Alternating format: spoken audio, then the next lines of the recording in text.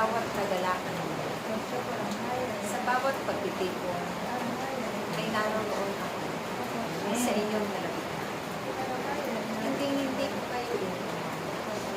Sa bawat pagtitipan, sa bawat biging ng tunay ang aming presensya ay nararamdaman nila.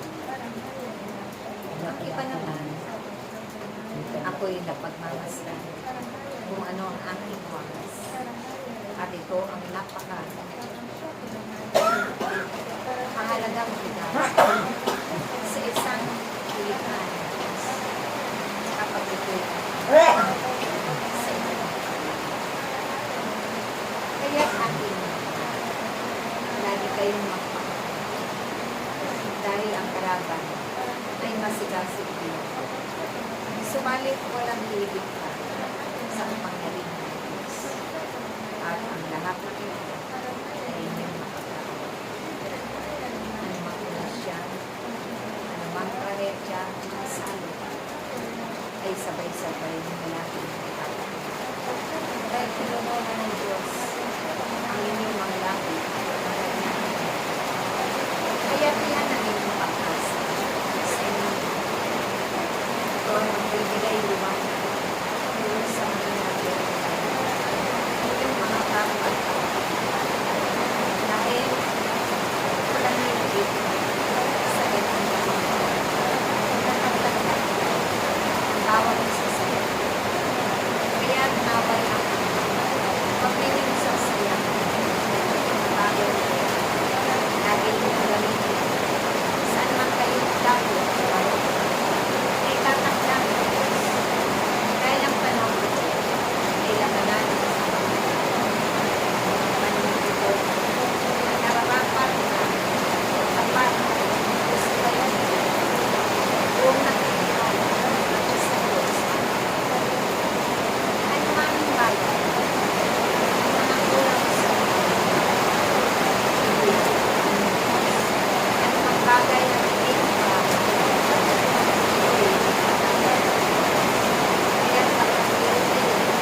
maglingkod naman ang pagkakis puno ng kagalakan puno ng kababaan dahil ako man naranasan ko ang mga pag-uusap at mga pag-aalala mga sakit at hirap mga habukit na mga masasakit na lumalakay sa akin physical na katawan. Subalit ang lahat ay aking ipinalalangin lang upang ang nakagumpay sa aking misyon ay maganap para sa inyo.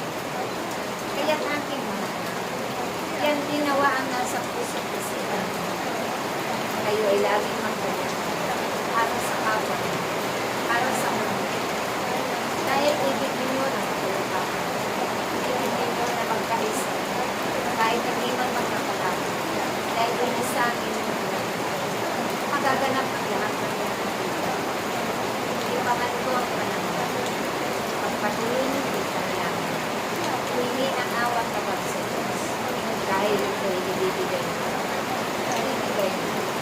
Ibibigay. Naway, maging handa kayo lang sa lahat ng oras.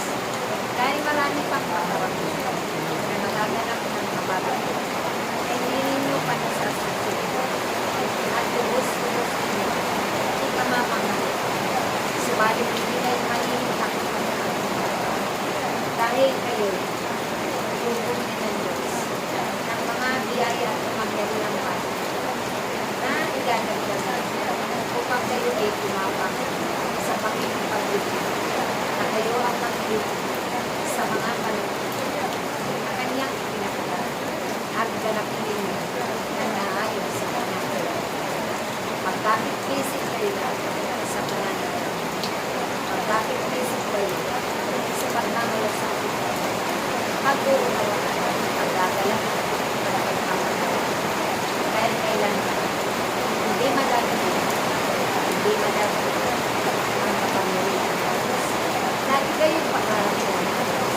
Lagi maging ipapag ang kanyang kapangyarihan sa